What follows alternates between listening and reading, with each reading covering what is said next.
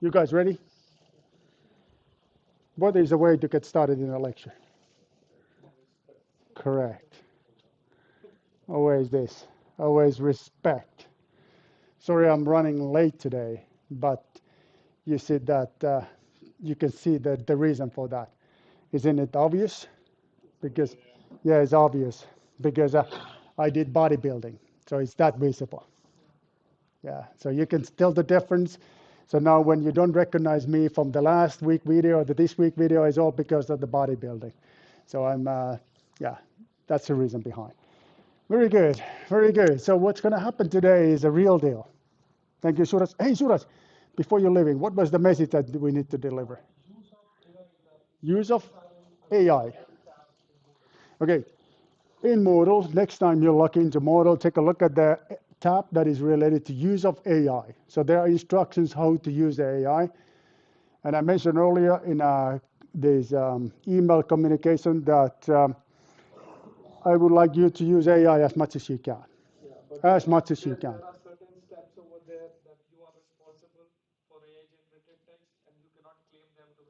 Yeah, right, right, right. Yeah, right. So there's instructions how to use the AI are available in Moodle. So in summary, I would like to use the AI as much as you can, but the way you can use it is described in a Moodle website. So that's the way to go. Under general terms, right? Very good, very good. Another announcement was that there are two additional announcements. The one is that last week when I was explaining about these angles, and the rotations, the axis, they were all mixed. I was all the time using X, X, X. Maybe because I got so excited about the method based on Euler angles, I got confused by myself. And I got an email from one of the students that I was using incorrect terms in my presentation. My apology. So it can happen. It happens quite a bit. So I get carried away a little bit about the subject matter. Why wouldn't I? It's still correct. It's a multi-body system dynamics, so it happens that easily. So, so I got a little bit too excited and I made mistakes about the axis. So, recommendation to follow my recordings is put the subtitles on. You can switch it to whatever language you prefer. It's the most efficient if you put it in English because translation in English is most accurate. But if you're shy with English, you can use any language you want, including Finnish. This could be your way to learn Finnish too. No, okay, not really recommending you to do so, but yeah, that's theoretically possible to do so. All right. One more announcement is that Mustafa promised to deliver a fantastic, outstanding lecture about his skills about symbolic math tool. Mustafa is so good in a symbolic math tool that he said that his middle name is actually Symbolic MATLAB. Was that correct? You. We're discussing about you. No, honestly, Mustafa was saying, okay, I'm not sure if I can do this. And I say, yes, you can do it. So can we all help it? So when we have a lecture delivered by Mustafa, make sure that you give a thumb up because it's not going to be easy for Mustafa. But he promised to give an explanation about, okay, let me see. I got the narrow message here. What is it? Who is our YouTube officer here? What's wrong here? Because I got the message here that says it looks fine, but there's an error message which says, okay, he's not getting enough data for mainstreaming more streaming, which is weird because we're here in the university. I don't know why. Error on connection all the time. All right, let's see if it disappears and let's see how is the quality. All right, but you guys are safe because this code quality is great. Good. Okay, so what's going to happen today is if there's one lecture that is the most important lecture, that's the one that is today. We're going to learn the concepts that are very, very, very, very important to understand.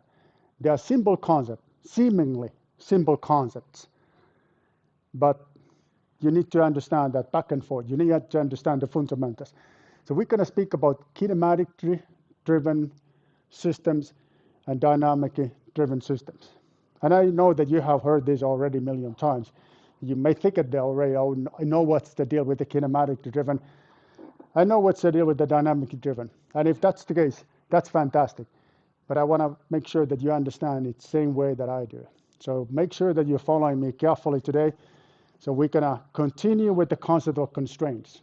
Now, there will be a special case where there's a lot of constraints that we can solve the responses using method that is called kinematic analysis. All right. What's the kinematic analysis? This is going to be, by the way, the first analysis you're going to do. And if we are lucky today, which I doubt, but if everything goes as planned, we are ready to make our first analysis of the course. And that's going to be the kinematic analysis. So we're going to solve the response by using MATLAB. And where it goes, you're going to learn a little bit later today. Good. Okay, that's what's going to happen. My error message is still there. Like there is just one thing popped up. If you click, I believe this will be. So if I click, if I, This one, but which I one? can't see your screen, so I don't know what's the problem. Click, Yeah, it don't go away. Oh, that one.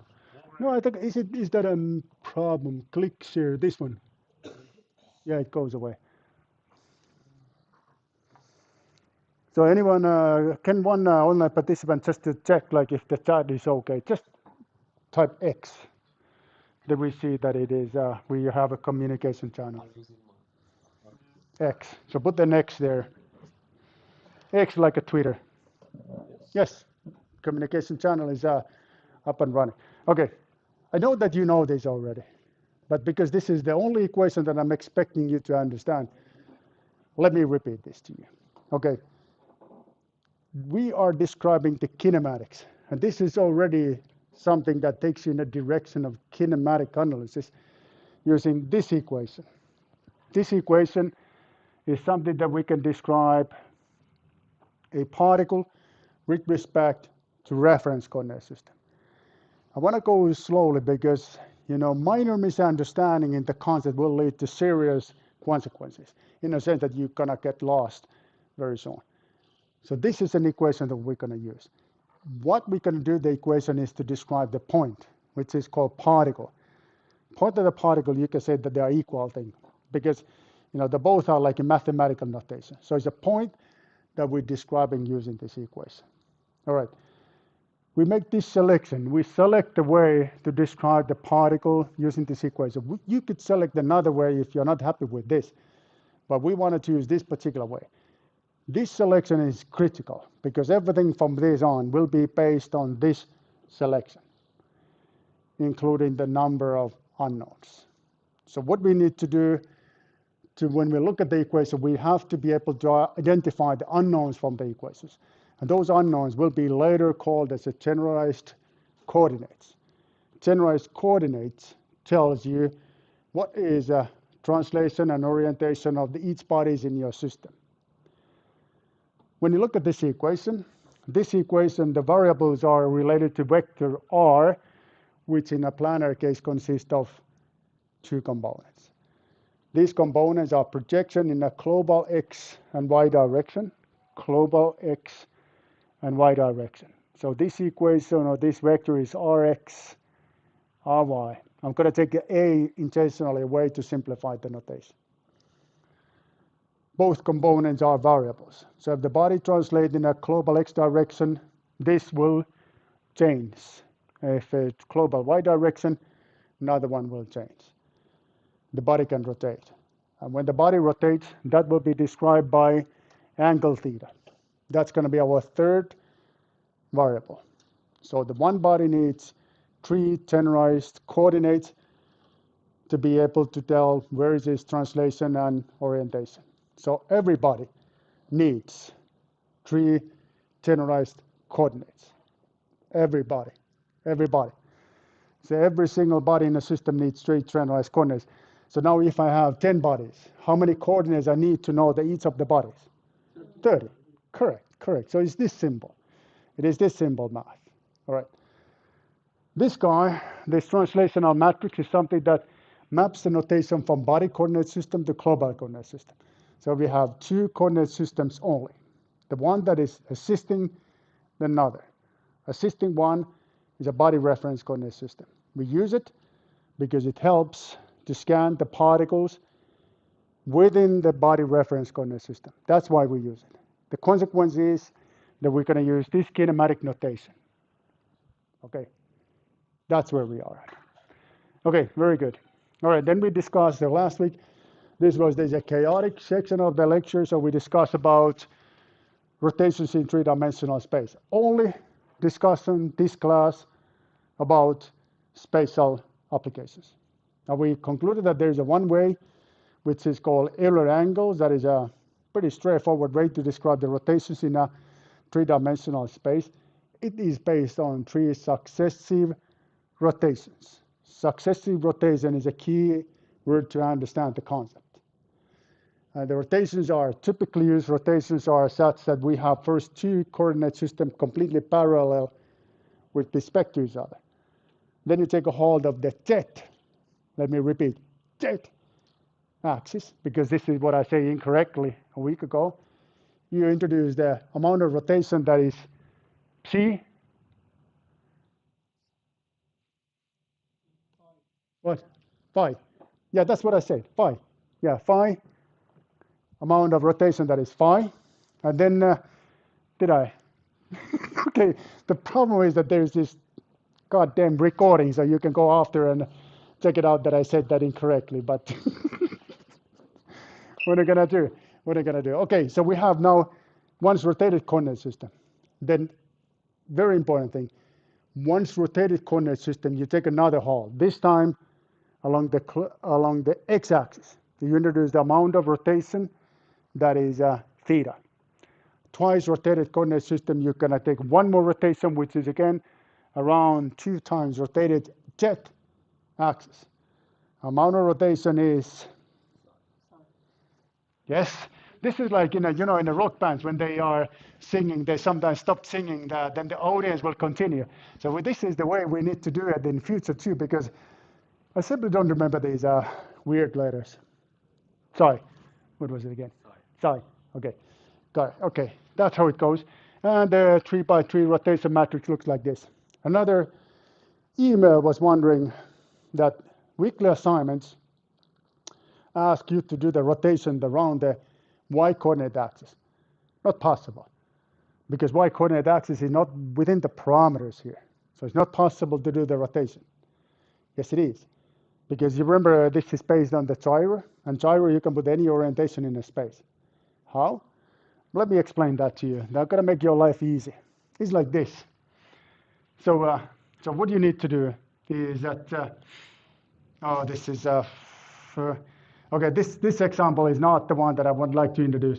This is just that, first I would like to introduce the rotation, the y, around the x-axis. This is my x-axis. It's all about the substitution, because we only have one x-axis, so it must be the second parameter that I'm rotating here. Amount of rotation was mentioned, so it was p divided by 2. So I take this p divided by 2, I'm going to substitute that to angle theta. How can I know that is angle theta? Because rotation takes place around, correct, x-axis. That's how I know it. All right? Okay, now the weekly assignment was more complicated than this, because there was a rotation around y-axis. How we can make it happen? We can make it happen in a way that we introduce the first rotation. Let me take this. Let me see if I have further material here. No, but here. Okay, a little bit complicated to follow this, but I'm going to take my first rotation, and I'm going to make a rotation that is p divided by 2, 90 degrees. And when I do so, my x-axis is now pointing in the direction of my original y-axis. Correct. Correct. Okay. Then I'm ready to do my rotation using my x-axis, which is whatever amount of rotation was asked you to do. Then I did the rotation artificially in the very beginning, so I need to compensate it back. So my last rotation needs to be minus p divided by 2. My first rotation needs to be p divided by 2 to flip angles or axis. Axis is a better way to say it. Then you do whatever rotation I ask you to do, and then you compensate it back by putting minus b divided by 2. So the parameters are b divided by 2, whatever I ask you to do. This is, let's say, this one. And then minus b divided by 2. This is 2. That's your parameters. Okay, good. Tips for weekly assignments. Be careful with the radians. And if you need any help, please contact Jurat. Because these weekly assignments are so difficult that I have a hard time to solve it by myself. I got confused first week because question was to define vector u-bar. And I did that incorrectly already by myself. So, cannot help you. All right, let me speed up a bit. So we also discussed shortly about the velocity and acceleration, mechanical stuff. So take kinematics, what you know already, you differentiate that once with respect to time, you will get velocity. You differentiate the velocity once with respect to time, you will get that acceleration. Okay, that's how it goes. In simulation, it goes other way around. Because what we're going to do in a simulation is that we have this one, slightly different expressed, but already for your information. So we have here inertial forces, which is mass multiplied by acceleration. Okay. Another side of the equation, we have external applied forces. And what we're going to do here is that we're going to solve this guy, acceleration from this equation. We're going to put the acceleration from left-hand side of the equation, rest in right side of the equation or whatever way you want. And then we're going to integrate. From acceleration, we're going to integrate velocity. From velocity, we're going to integrate position. And then we're going to get position level tennorized coordinates for what? That we know where is the body, translation, and orientation at any given time. That's the concept. That's how it works. This is dynamics. This is dynamic. This one here, you can call it as equations of motion. Equations, because we typically need more than one equation. Why? Because remember, one body needs 3 unknowns. There's already 3 equations. And that's why we need equations. So it's going to be set of equations, not the single scalar, but the set of equations. What's make it's going to be a little bit difficult. So what's that? Oh, okay. So nothing related to equations. Okay, good. All right. So that's going to be the way we're going to solve it. Okay. Now the way we're going to solve it is that we have 2 different approaches, which we're going to emphasize the simple one, where the constraint will be added to the equation of motion. So we are not going to take equations away because of the constraints. No, we don't do that. But we're adding the constraints to the original equation of motion with help of Lagrange multipliers. This is for your information this time. You don't need to understand it today, but a bit later. Okay.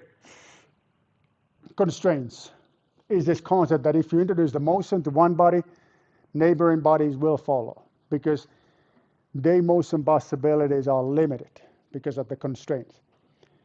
Constraints need to be imposed to our tennorized coordinates. How we're going to make it happen is this equation that you have seen before. So we're going to use this equation to impose the constraints. That's how it goes. All right, now comes this important thing that I really would like you to understand in a very thorough way. Number of degrees of freedom.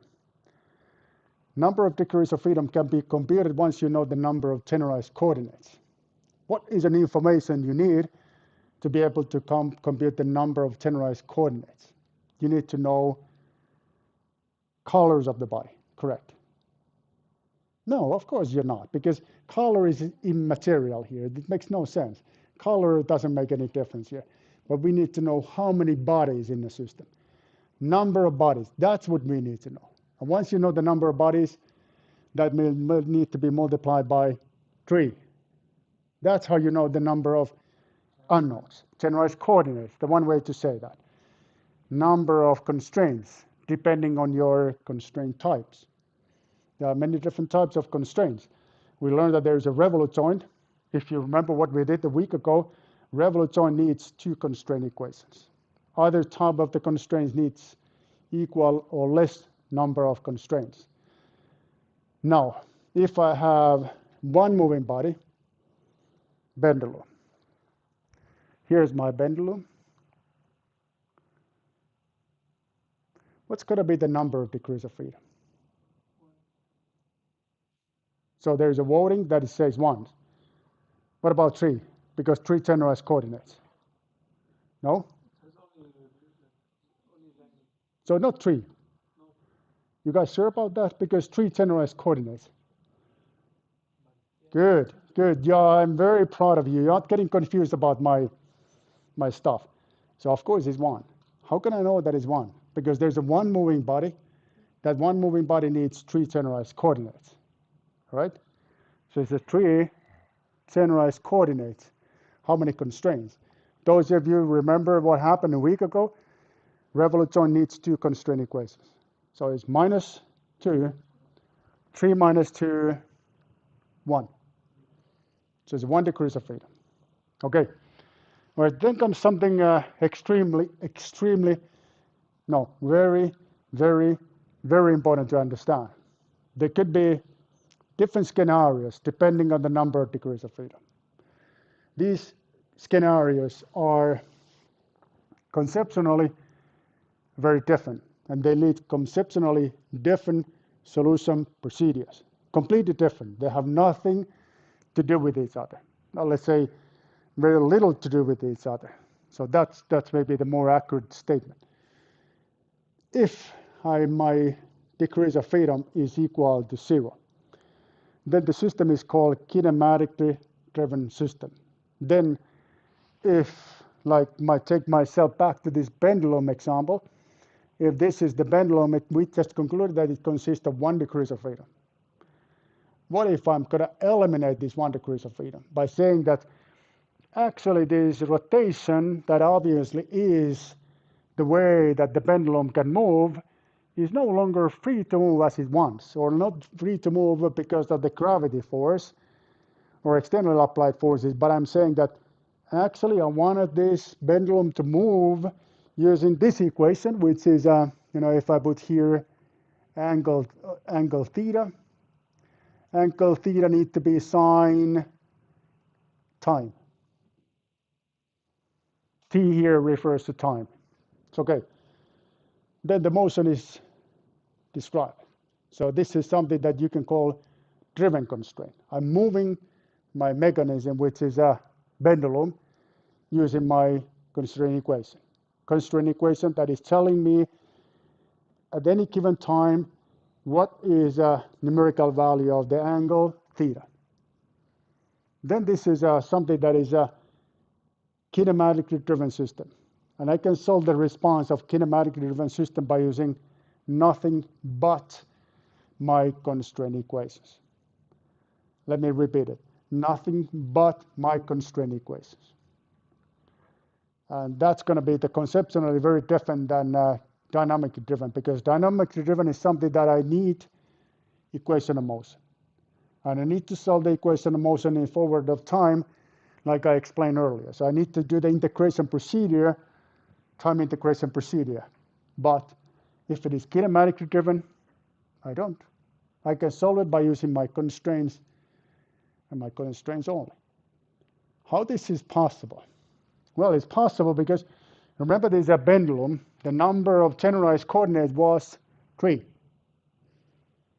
So my number of unknowns is 3. How many equations I need to solve the number of unknowns that is equal to 3? 3 equations, correct. I have 2 based on the revolute joint, and 1 more because of the driven constraint. This is my third constraint. So now that's all that I need. And if not, it's just a driven constraint. It's following the angle is following the trigonometric function sine time as a function of time. It's moving like this. If I define it as a sine function, then it is constraint. Yeah, but you can define it in many other ways too. You can define it as something that is accelerating all the time, or having the constant velocity. It doesn't really matter how you do it, but it's still constrained. So it's no longer free to move because of the force. It now comes extremely, let me repeat it, very, very, very important thing. Constraints are always more powerful than the forces, regardless what kind of the force we're speaking about. Even something like, yes, very big forces. Still constraints are bigger than that, because constraints are mathematical notations. We will not violate against the constraint. What that means. So we cannot take this pendulum and take the body to be here. Not possible, because the constraint will not allow to do so. Regardless of the amount of force, it's not going to be there. It's not going to be there because we have the mathematical constraint. Of course, in a real life, you can break it. But we are in a simulation life, you cannot break it. You cannot. Okay. All right. This one here, here, if we look at this crankshaft system, the crankshaft consists of 1, 2, 3 moving bodies. 3 moving bodies, so how many generalized coordinates we need? 9, correct, 9. Then I have here 1, 2, 3 revolute joints, so it's going to be 2 multiplied by 2. And then the translational joint, I'm not going to tell you. I'm going to simply tell you that I need 2 additional constraints. So it's going to be 2 plus 2. That's going to be 8. So it's going to be 1 degrees of freedom. Now, if this 1 degrees of freedom system are driven using constraint, like the one you see here, then this is having 0 degrees of freedom, and it's a kinematically driven system. If the same degrees of freedom is driven by moment, force, then there is going to be 1 degrees of freedom system, and you need to create the equation of motion to solve the responses. You understand the difference?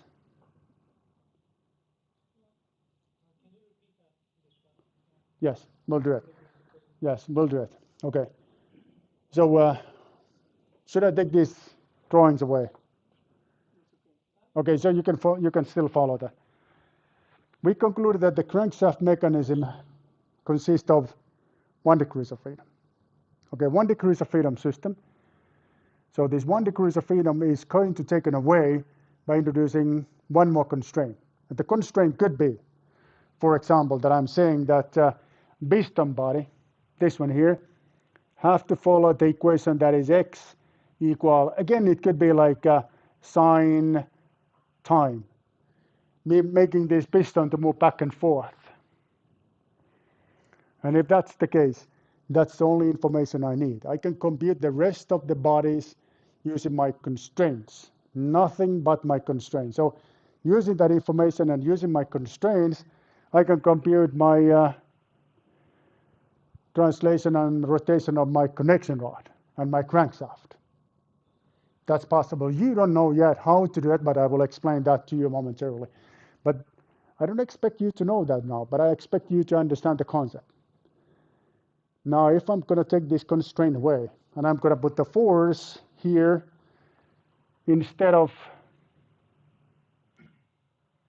displacement, then the 1 degrees of freedom is still in the system, and this 1 degrees of freedom is driven by force. So it's equation of motion that I need to solve the response. Make sense? Make sense? You sure? Okay, if there's a kinematically driven system, what's going to be the number of degrees of freedom? 0. So if there's a kinematically driven system, the number of degrees of freedom is 0, 0, 0, 0. You know what's going to happen? What's going to come next? In class quiz. Asking, if there's a kinematically driven system, what's going to be the number of degrees of freedom? Not 1, but 0. Okay. All right, this is how they look like. So this is, because over constraint, I didn't explain it. Over constraint is something that the system cannot move because there is too many constraints. So it's locked. So it cannot move. Again, consider that we are dealing with the rigid bodies which you cannot find in a reality. All the bodies are deformable, but it's okay to make an assumption that some of the bodies are, I mean, the deformation is insignificant in terms of dynamic performance, dynamic response. So then it is okay to say that it cannot move anywhere at all. There is no movement whatsoever. And then this kinematically driven, because of this, is kinematically driven. Dynamically driven because of moment. Clear. Very clear. Okay, because my system consists of 1 degree of freedom. And I'm moving this 1 degree of freedom by using forces. These forces can be moment, force vectors, gravity, whatever, but it's forces. Forces is always the weaker than the constraint. The constraint is always the most powerful thing you can find in this planet. So the constraint is like a superpower. Force is just a power. Superpower comes first. Okay? Yes, sir. In case of a kinematically driven system, if you do not introduce any, for example, if you introduce a constant function, would it not be a classical example of statics, engineering statics, you can say?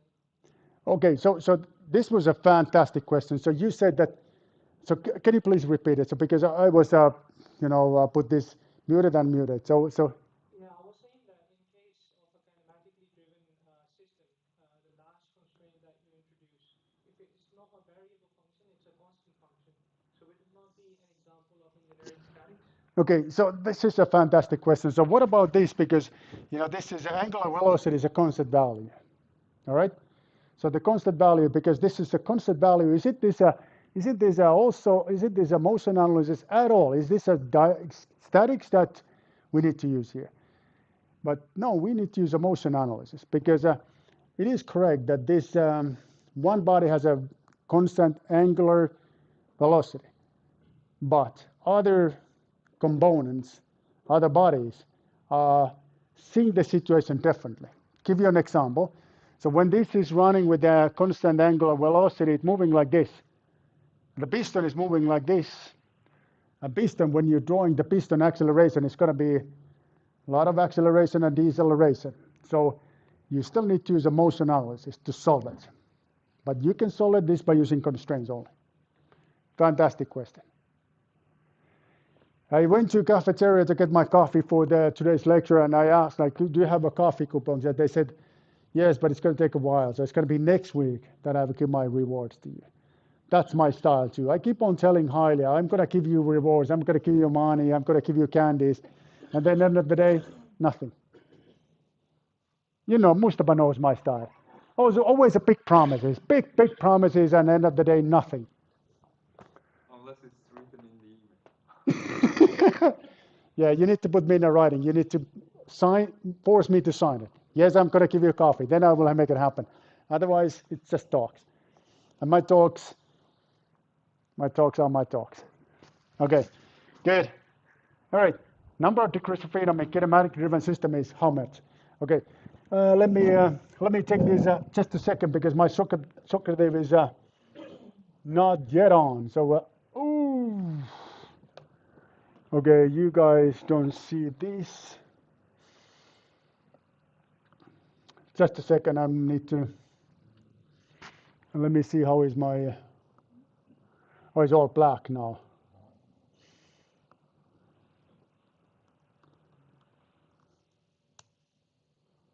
Something is wrong here, Socrates.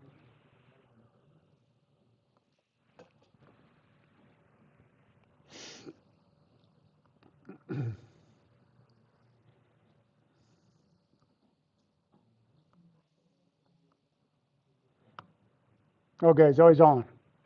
Oh, you don't see it. Okay, let me take myself back to where you can see it. I have 124 students. This you still don't see it, so let me still take myself back.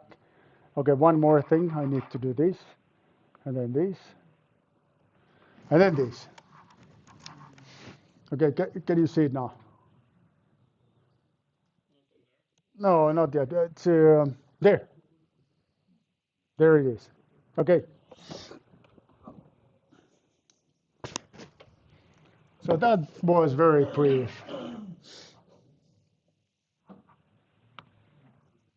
Okay, well, let me take myself back here. All right, number of degrees of freedom in kinematically driven is such that the number of degrees of freedom is less than zero, equal than zero, more than 100. More than 100 because it's more is more. More is always, yeah, I'm not sure if it is always better, but at least it's more. Yeah, okay. So think about this. Any doubts? If any doubts, go and ask from your fellow student. Because my aim here is, guess what? Yes, 100%. 100% success rate. I don't. What do you guys think? Is it going to be or is it no? No. 90 something. 90 something, but it's going to be high. It's going to be high. All right, different type of the joints. How many constraints you need?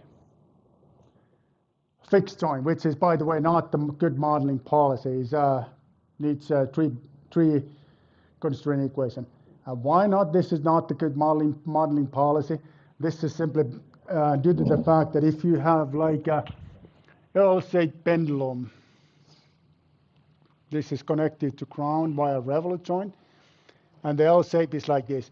Now these are connected together using fixed joint. This makes us a one rigid body. But mathematically, when we're computing this body needs three tennorized coordinates, this needs three tennorized coordinates, this needs three constraint equations. So you're unnecessarily adding the number of unknowns, and you're unnecessarily slowing down the computing. So it's not the good modeling policy. Don't do that. So make it as a one solid body, and that's the way to go.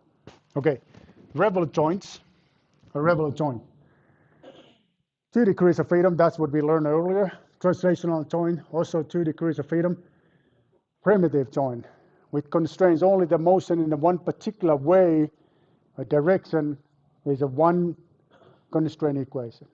Because in a primitive joint, this beam can go up and it can rotate, but it cannot move to this direction. That is not allowed. Okay? And then let's practice. Okay, so I have two different kind of mechanisms, planar mechanisms. So let's compute the number of generalized coordinates I need to solve the configuration. Okay, what I need to know? I need to know the number of moving bodies. So how many bodies I have here? 1, 2, 3. 3. How many generalized coordinates? 9. All right.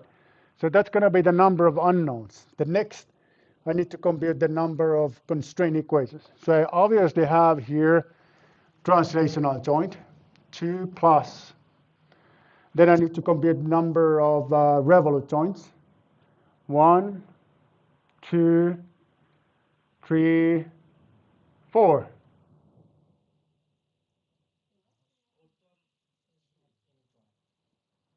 It's not joint.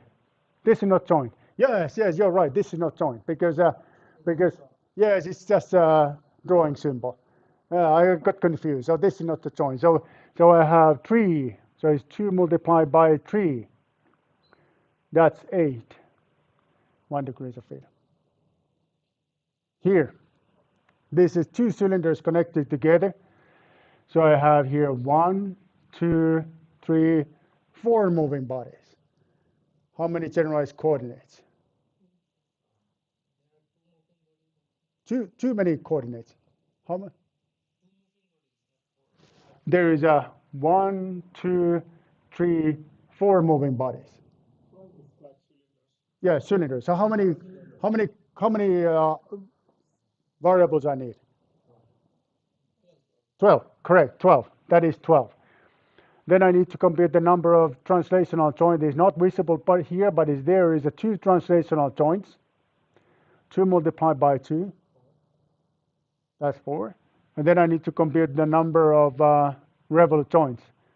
1, 2, is this? Yes, it is. 3. 3. Happy? So it's going to be 2 multiplied by 3. That's going to be 6. 2.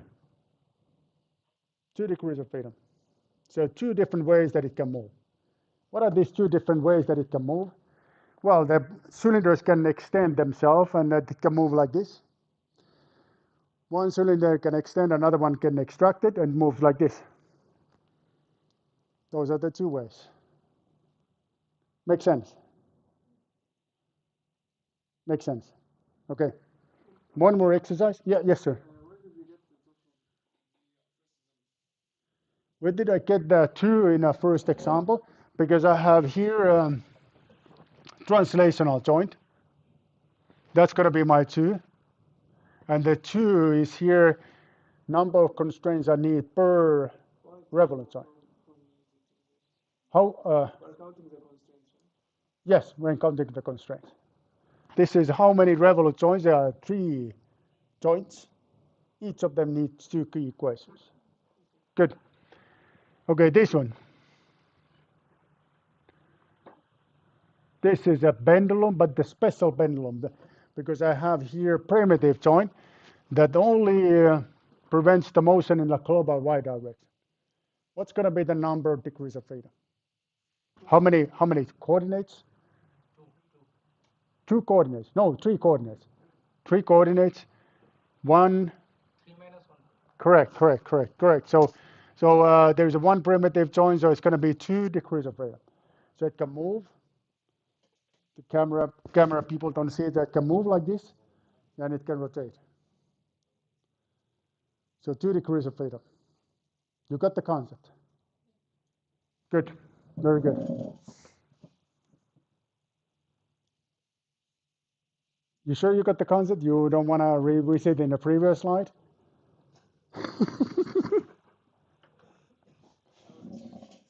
You knew it that's going to happen. You can read me so well. So, okay. So it's going to be our next in-class quiz. So let me first take ourselves to the in-class quiz. And you don't see it. Of course, you don't see it.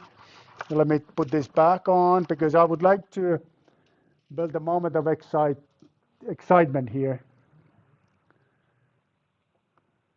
Where is it now? What? What? Why would I? I don't need to clean it because there are tools to search my stuff, so I don't need to do that. And it looks okay. Okay. Now this is first in class quiz. What's going to be the success rate? 100%. 100%. That's a can-do attitude for sure. I like it. But are we realistic in that? 92. My guess is 71. 80. 80. Okay, so you ready to see it? What are the online participants saying? Okay, works. Okay, there's just some. 92.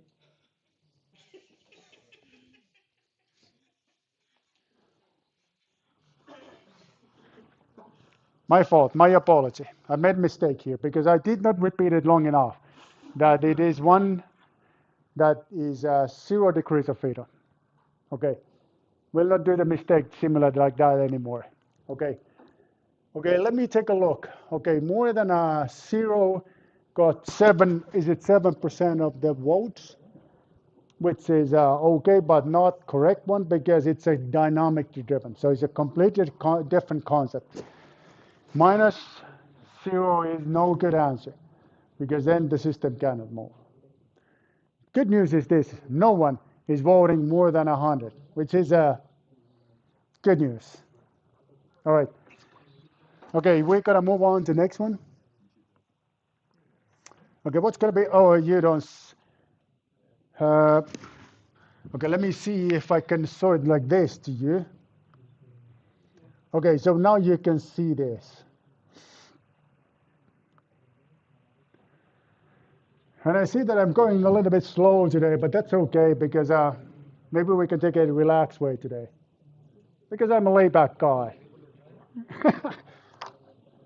Okay, what's going to be the number of degrees of freedom? Please compute it. Please don't guess. Please do not guess, but please compute it. Please compute it. Please.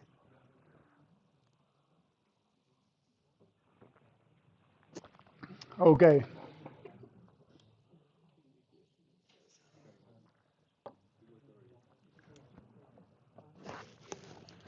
Okay. Hopefully, I really hope that online participants they have a nice WhatsApp group that they can share their thoughts. And if not, please set up that soon. Please do it. Yeah, you can use a YouTube chat, but you cannot kill the toy because, yeah, I don't know. Maybe you don't because, we have this. I have my agents that are giving incorrect answers to chat. So, yeah, it's me and my robotic systems. I'm giving like, hey, vote here something that is incorrect. You know, during our time, we always accused the Suraj of sabotaging. Yeah, sabotaging. Yeah, yeah. We'll see. We'll see. Yes, sir. So a question now. We have a primitive joint which like allows one movement in one direction and rotation. Is there also a joint which just doesn't allow rotation but movement and to rotate in that direction? Movement, but no rotation. Yeah, that's a translational joint. Translational joint will do it. Okay.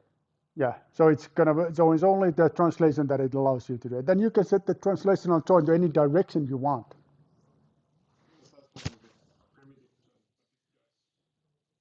Ah, so All directions, so X and Y, but cannot rotate. can I rotate? It's only one direction. So it moves like that the rotation is constrained. Oh, that's going to be another primitive joint. You can set that okay, the angle theta need to be equal to 0 or whatever you want. That's possible. It's possible. But it's still called the primitive joint. It will be a primitive joint. Yes, correct, correct. Yeah, it could be like if there is sometimes there is a three-dimensional space. There's a rolling without slipping. You can be in a surface. You can do everything in a surface, but you need to be in a surface. But it's a three-dimensional space. It's a three-dimensional space. We don't have it in a two-dimensional space. Okay, good. So what do you think it is a correct answer? Don't say it in loud, but you have a can-do attitude, or it's all gone. Can-do attitude was in a first lecture, and now it's all gone. Nothing left in my can-do attitude. I don't know. Okay, how is that we online participants are doing? Good news is this, which makes me very happy. Look at the participants in in-class quizzes. The number of participants is increasing, which is great. Which is great because this is really the way to pass the course. Think you will join the course after fifth lecture. You have no chance whatsoever because then we're going to discuss about something that sometimes Mustafa need to walk me out from the lecture room because I'm so confused. Like I'm really like, what day? What happened? It's so difficult topic, and I cannot find the door anymore. Okay, now this one. What's going to be the success rate? Let's take a look at that, and then we're going to move again. So I don't only have 70 answers. So let me explain something else, and then I will come back to that. And I'm gonna do this, which is annoying that I need to do this all the time. Okay, so now making myself in a presentation mode, and I'm not gonna connect ourselves to the projector. Wording, a little bit about the wording. So there are different terms for different kind of the constraints. So this is something that I don't expect you to memorize. And why would you? Because you will have a material in midterm exam, so you can revisit this slide if needed. So there are different kind of constraints. So we could have holonomic constraints which are the ones we're going to deal here. So holonomic constraints are the ones that are function of generalized coordinates. Very, very common. Then there's non-holonomic constraints that are more complicated. I mentioned earlier about this rolling without slipping, which is three-dimensional. You can also have it in a planar case. If you have a wheel that is rolling without slipping, this is a non-holonomic constraint, which we're not going to touch in this class. But if you want to show off, like I recommend you to do, this week, Friday, Saturday, you go in the bar, you see somebody, another sex, you go and approaching that person and say, have you heard about non-holonomic constraints? Fantastic start. You can try it. Or not, I don't know. So up to you. Okay, then scalenomics. So kinematic constraints are these driven constraints. Oh, excuse me, these kinematic constraints, they are explicitly on time. So this is something that is very special. Then there's rheonomic, excuse my pronunciation. Those are the driven constraints. This is for your information. You look at the multi-body literature and you find them more. No, you find these ones, not more than that. This is for your information level. Nothing but for your information. Okay, this is an old screenshot from the one commercial software called Atoms. And this Atoms is a software that can model based on the multi-body system dynamics. I took a screenshot here that you can see how many constraints are needed in three-dimensional space. Here is different joints they type, how many constraints they're taking away from the system. That's explained in this table here. Giving you an example, a revolute joint here takes 3 translational coordinates away and 2 rotational coordinates away. So it needs a total of 5 constraint equations. 5 constraint equations. Then there is a translational joint, same amount of constraint equations, but the other way around, comparing the revolute joint, and so on and so forth. Then there's also this piece of joints. By the way, another very bad modeling policy is to combine the joints, because you can easily get the constraints that are not independent but dependent. Software will recognize that there are dependent constraints and it will eliminate some of them, but which one of them? That's typically very, very hard to know. And that can lead to incorrect interpretation of reaction forces. So never ever combine the joints. That's not a good modeling policy. But you can combine a primitive joint, which are like pieces of joints, components of joints if you want.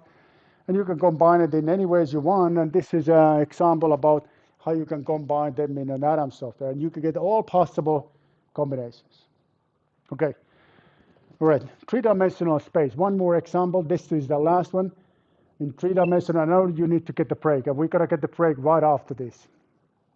Okay. Remember revolute joint. How many constraint equations are needed? 5. 5. And when we're going to use the Euler angles, how many generalized coordinates are needed per body? 6. 6. Okay, the door consists of 6 generalized coordinates, and when I have one joint, revolute joint, is 1 degree of freedom. But when I look at the door down there, it's not 1 revolute joint, but is it 3 or at least 2? So that's what you can see in the reality. Not 1, but 2. Okay, let's compute it. How many bodies? 6 bodies. 2 revolute joints. That's going to be, that's going to be minus 5 multiplied by 2, 10, minus 4. Minus 4. We have a big, big problem because we cannot get away from this lecture room anymore. Because remember what happened if the number of degrees of freedom is minus something, is over constrained, it cannot move anymore.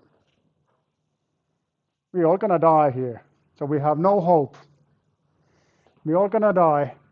Oh my God. So why this? So it's mathematical proof that we have no hope.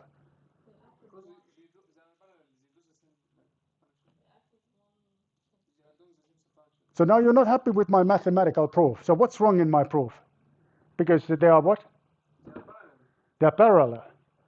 Ah, yes, you're right about that.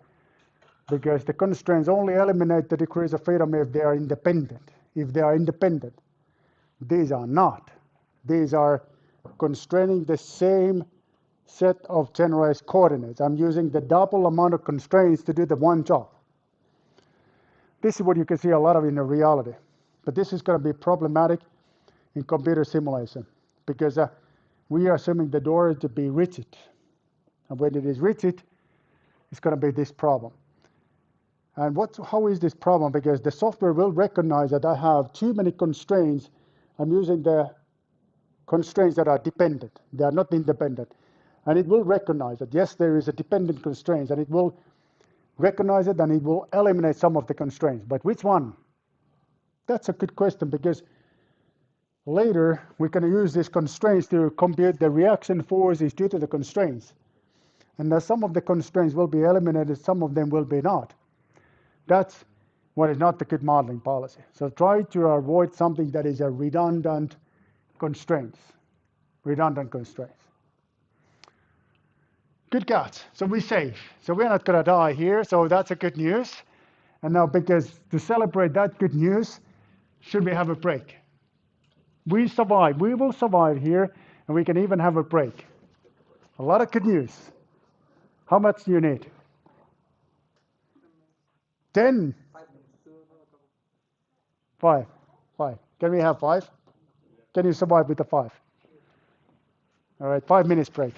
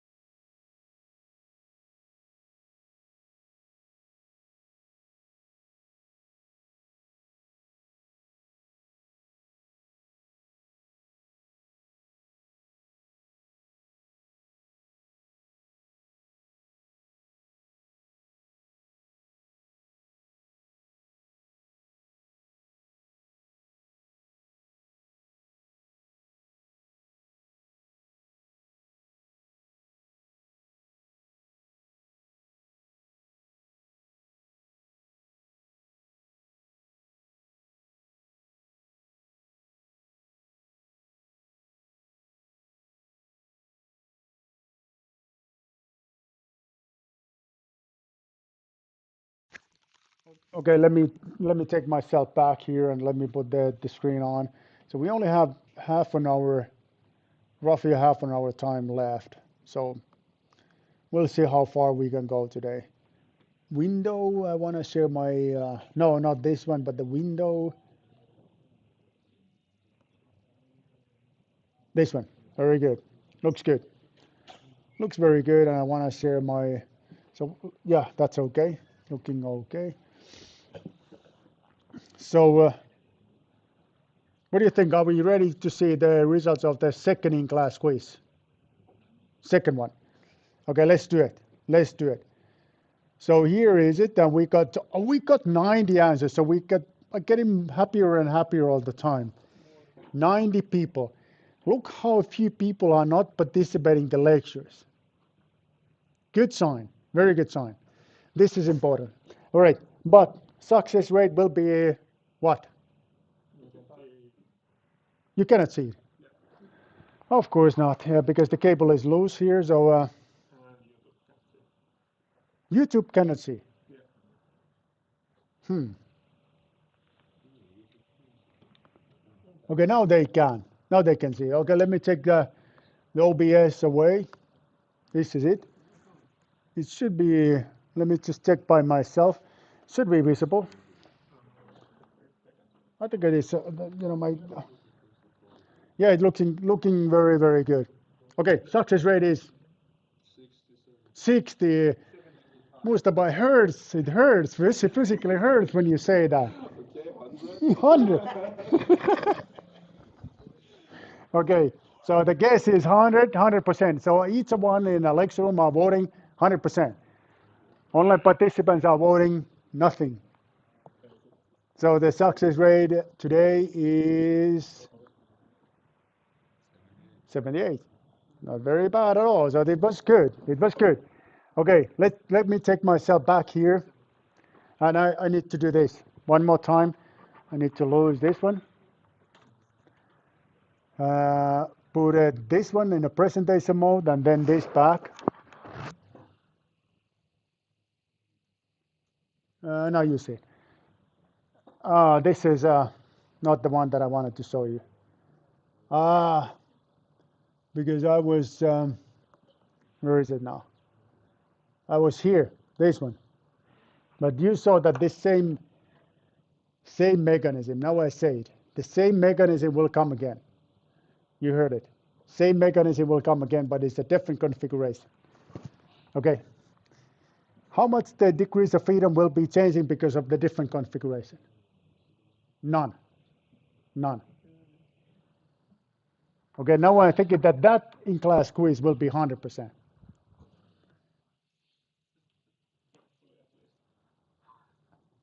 So you say that I'm dreaming. Yeah, okay. Maybe I'm dreaming. Okay. The way to compute it is to compute the number of moving bodies. How many moving bodies I have? 2 moving bodies. So it's going to be 6 generalized coordinates. Correct. 6 generalized coordinates. How many constraints? So it's going to be 1 primitive joint. Here is a translational joint. Here is a translational joint. So it's going to be 2 multiplied by 2. That's going to be 5. So the correct answer is 1 degrees of freedom. Okay? Comments? Questions? All clear? Very good. This is what we look already. This is what we look already. Okay, this is a screenshot from my lecture notes. I don't know if you guys are following it. Seriously? Are you reading? Are you reading my lecture notes? Okay, at least you're honest, because the answer was that trying. Okay, make my day. So please try, because it's a fantastic stuff. In my mind, of course, I'm a little bit biased, a little bit.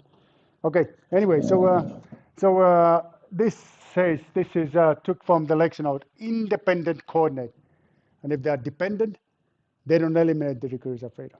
Okay, that's how it goes. Let's practice. Here is a mechanism which consists of one moving body, and I have two primitive joints. Let's compute the number of degrees of freedom first. So how many generalized coordinates I need? Three. Three, because everybody needs three generalized coordinates. You know, when they're singing everybody needs love, they should change it, because that's not the mathematical statement. Everybody needs three generalized coordinates. All right? So three generalized coordinates, how many constraints? Two. Because one constraint, primitive joint here, another primitive joint here, so it's two constraints. Okay, but not what I'm asking here. I'm asking you to create the constraints for this mechanism. How can we make it happen? Well, this is going to be simple, because we need to go to these points, P, and is this O? O, by using the equation we know. What is an equation we know? This one. Now we can use the equation to go to point P. Using this equation, we can say, okay, in this particular point, the motion in a global y direction, not okay, not allowed. This is the way that I can introduce my constraint. And I can do the same for my point O, but this time I'm going to constrain the motion in a x direction. Let's make it happen. Let's take a look. So O point, this point here, will be what we're going to take a look in the beginning. So we're going to use this equation, and again, sometimes there is a temptation to use a shortcut. Sometimes the constraint is located exactly in the origin of the body reference coordinate system. You are never allowed to use a shortcut. Shortcut use is a criminal action. Not allowed. You are not allowed to. Always you need to go to first the body reference coordinate system, and then sometimes back where you started with help of vector u bar. But no shortcuts. No thinking, no shortcuts. That's going to be the rule of thumb in this course. Okay? All right, so we're going to first travel to the origin of the body reference coordinate system here with help of R. Then we're going to take the orientation into account. And then we're going to travel this point here. So this is my translation, this is my orientation. And vector u bar, the x is pointing this direction, so I need to move the positive x direction, how much? L divided by 2, because I'm in the middle. First I'm in the middle of the body, I need to go one end. And so it's going to be L divided by 2. How much I need to move in this direction? 0. And now comes my constraint. This point here is in a distance of d from the origin of the global coordinate axis. So now I need to set this direction, which is x direction, to be equal to d. Y direction can do whatever it wants. I'm not going to constrain it.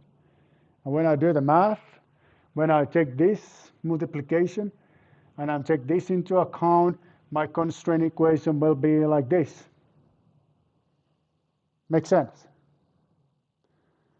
Okay, how can I do the same but for by point P? Any ideas? Not possible. What if I'm going to use this equation again and just use a different vector u bar and use a different constraint? Would that be okay? Yes, that will be the way to go, because we're always going to use this equation over and over and over again until you get very bored. Now the P point. So the P point, so first I'm going to go the origin of the body reference coordinate system like I did just a little while ago. I'm going to take my orientation into account like I did a little while ago.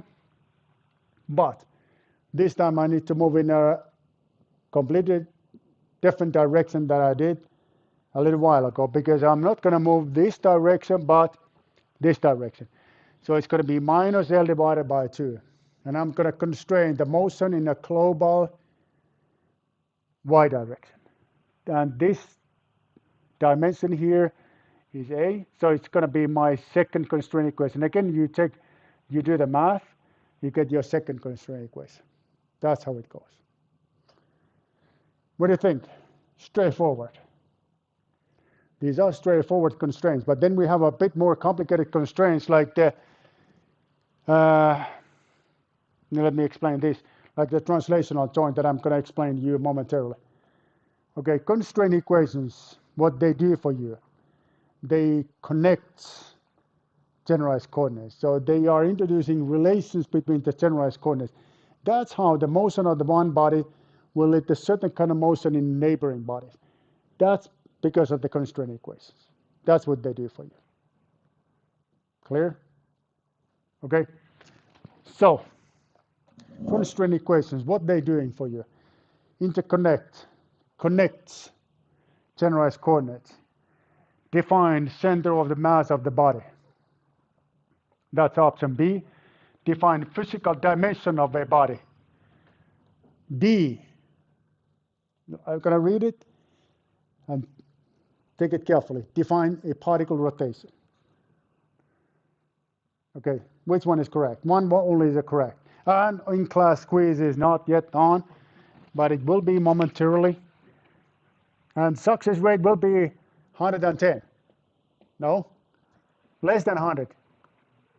Exactly 100. 90. Never, because there are always people that they just push the buttons randomly. Yeah, so there's a discussion here in the class that some people pay no attention to my talk, and then they realize, oh my God, the in-class quiz is on. Let me just guess something. Yeah. Like, Like me. like something. I'm not gonna say what they could guess, but guess something. Guess something. That's when things going wrong. That's when the things going south. All right, and then I'm gonna leave you to think about it. And why is that I'm not able to display this to you again? Please show it. No.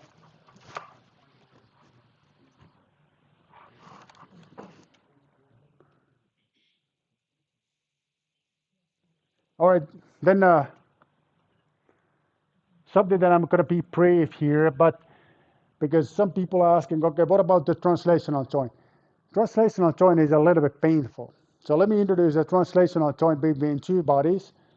The one that is beam in shape, another one that is box in shape. And let me constrain them in such the way that the box-like body can slide along the beam-like body. Okay, so that's going to be our translational joint. And I need two constraint equations. But how are the constraint equations? One is very simple, very, very simple, because obviously in this configuration, the orientation of these two bodies have to be same. They need to be same. They might have an angle difference in initial configuration, but that's it. They cannot rotate with respect to each other any longer. So that's going to be the simple constraint. But sliding along the other one, that's going to be the complicated constraint. All right? So let's get started from the simple one.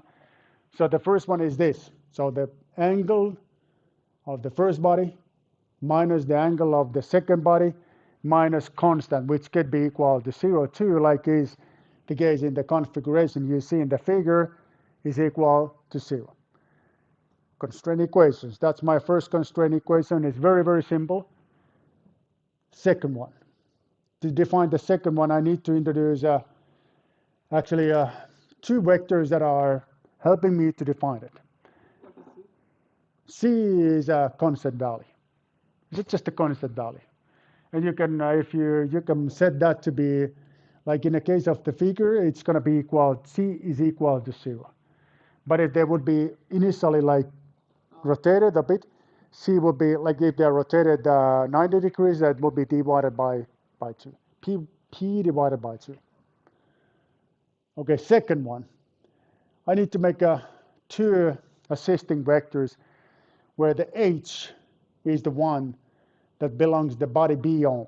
And the K is the one that connects the body A and B. And then I'm going to set these two vectors to be perpendicular with respect to each other, which is a pure math. So we know that two vectors can be perpendicular with respect to each other using the certain condition. So I'm multiplying the vectors together, and I'm going to set that to be equal to 0. So that's going to be obviously scalar, but how it goes? Let's get started first by defining these vectors. All right, so I'm going to first define the vector KAB. Let me check myself here, so make this a bit more clear. So the AB is something that starts here from the origin of the body, reference coordinate system A, and it ends here. And I'm going to define that. Let me see if I have better representation here. Here it is. So the first one is this one. So it's going to be very, very simple because, in this particular location, this one cancels out because it's going to be the U bar will be 0 in this particular configuration. But you don't need to worry about that. Only thing you need to do is that you need to set the 2 points, the one that is O and then one that is P. And following this equation that you have learned already, you subtract these 2 vectors from each other. That's going to be your vector. Mechanical mathematics. No thinking whatsoever. Thinking, remember again, is it allowed or not allowed in this class? Yes, not allowed in this class. You're just following the mathematical mechanics. Okay, all right. So this is going to be the point A, excuse me, O. This is going to be the point P. And then I'm going to take the one that is this HB that is getting started here and it ends here. And this is going to be my notations for that. That simplifies this description. Constraint will be this. So I'm going to take 2 vectors. I'm going to take a dot product of 2 vectors and setting that to be equal to 0. That's mathematically equal than keeping these 2 vectors to be perpendicular with respect to each other. This is what you learn already in high school, junior high school, preschool. Don't know when you learn it, but you know this already. And this is my constraint. And now what follows is that I make it happen. So I'm going to make this happen. So I'm going to define these 2 vectors first, H and KAB. And then I do this painful multiplication. When I do this painful multiplication, that's going to be my second constraint equation. Yes, I did some simplification during the way because I cancel out the ones that will be canceled anyways. You can use a symbolic math tool to make a proper expression if you want. That's my translational joint. And now one more mechanism. This might be my last one. I think that I'm not able to do the kinematic analysis today, so it's going to be next week. I recommend, yes, sir. So for the KB, why was it inverse? The power of t. Power of t. So you ask K more back? Oh, this is transpose. It's a transpose. Yeah, that's another way to say the dot product because I'm not using dots, but I'm using the vector transpose multiplied by vector. So the first vector is like this. Second one is like this. So that's why I use a transpose. It's a mathematical. I could use a dot product too, which is I think it is more elegant way. I think it is. Correct. So I can either make it in like this one, or I can say HB dot KAB. Same stuff. I don't know why that I prefer the transpose.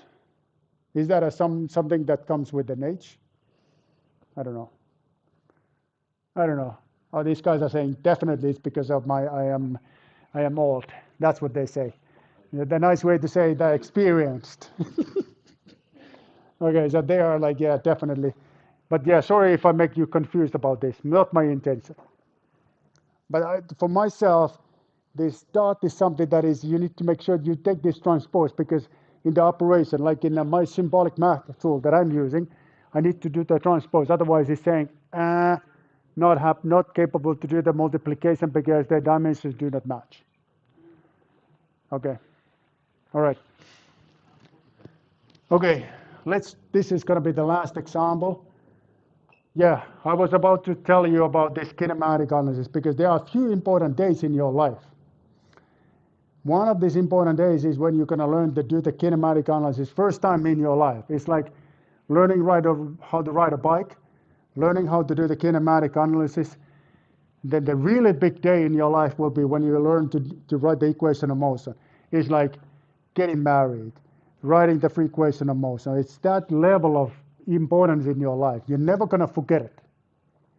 Many people are crying loud when they do that first time because it's so big emotion. And it's okay to cry. Because, of course, because of the happiness. But sometimes the big motion makes you cry. And it's very normal. So no shame if you cry. It's okay to cry. No crying yet because it's going to be next week that you're going to cry. First time. Because of these kinematics. And then after that, it's going to be a couple more weeks. And they're big crying because of the equation of motion. Okay. But you ready to see the next example? Is this one. So this is a mechanism that consists of two bodies, two revolute joint, one primitive joint. My question is this.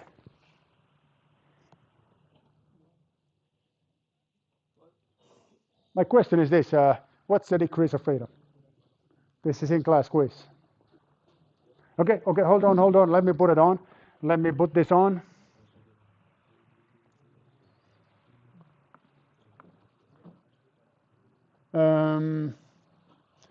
Where is that I am? Constraint equation. Okay, success rate here. Oh, super annoying. What about online participants? Are they able to see this? Yes, they see this. Okay, I got 88 answers, and the success rate will be what? Okay, let me ask you this. I'm not going to ask the success rate, but how many votes option D will collect? I hope they are saying 2, but I hope 0. If it is 0, it's going to make me happy. Very happy. If it is more than that, let's not even discuss about that option.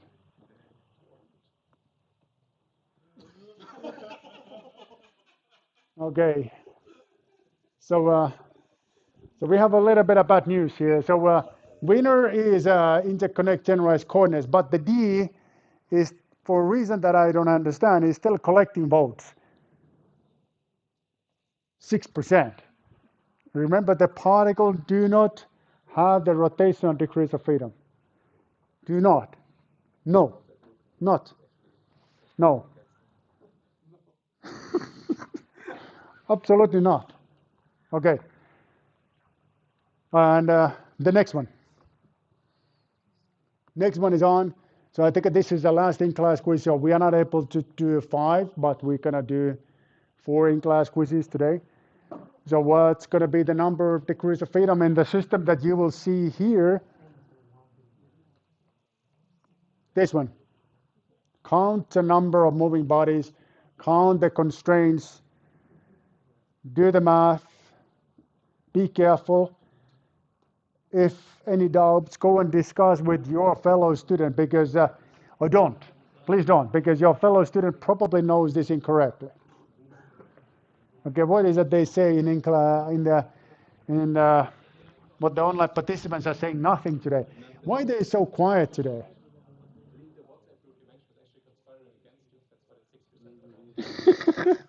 So there is a WhatsApp group.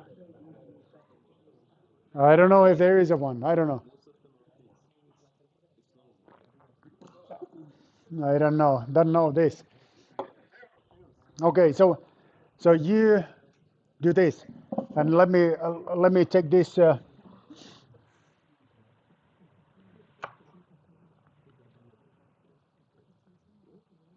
this is a very impractical. But anyway, so I'm gonna get back to this moment. Not this way. So I always forget that I first need to put this in a presentation mode. Then I'm ready to connect this. And now you should be able to see this. Yes, you are able to see it. Okay.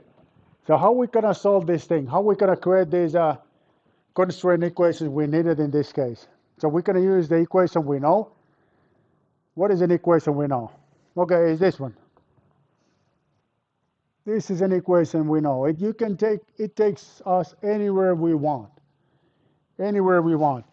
And look at this. This is the first case that there is a high temptation because the body reference coordinate system is located here. Can I just stay there? Can I not to move my body reference coordinate system and then back? No, absolutely not. No shortcuts. That's a criminal action. So it's going to be serious criminal action, which we are not allowed to do. So we need to first travel here to body reference coordinate system. Then take the body orientation into account. Then come back. This is very important to do always in this way. And look at the body reference coordinate system. The x-axis is pointing downwards.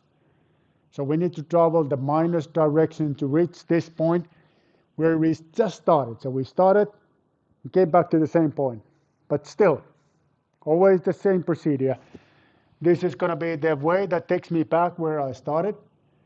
Now I need to set the both components to be equal to 0 because it cannot move the global x direction and it cannot move the global y direction.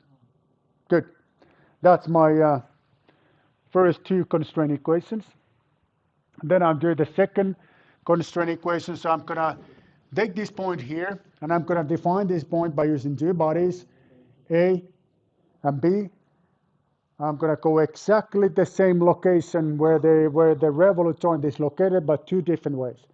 I'm setting this equation to be equal to 0, well, equal by themselves first, and then I'm moving everything to right, left side of the equation. That's going to be my second set of constraint equations. Okay, first, I'm going to go my body reference coordinate system here. I'm going to take my orientation into account, and then I'm going to move here. So I need to use L divided by 2 because I'm moving my positive x direction. Next, I'm going to go here.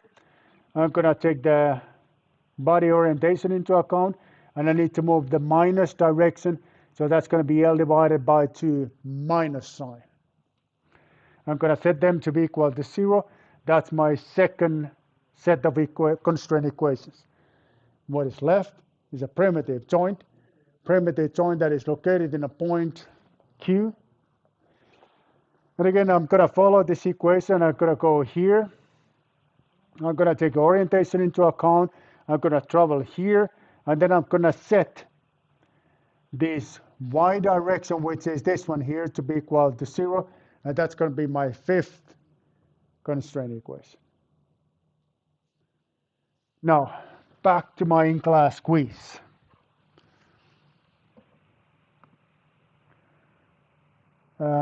It's, yes, of course, you don't see that.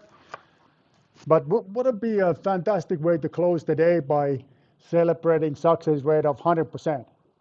Would that be fantastic? What? You, well, I'm dreaming that. I'm dreaming that we're going to score 100%. We're going to have a big group hug. We go home. Online participants still need to hug. But virtually, of course. Okay, number of degrees of freedom, the success rate will be what? 80 something. 80. 95. I think it also 90, 95. So we're going to have 95 here, and the last answers will be in a system. And we are ready to take a look at this. 90, no. 86. Okay, anyway, so same that what we did a little while ago. So it's the same. It's same mechanism, different configuration, same mechanism, configuration like we discussed, makes no impact to degrees of freedom.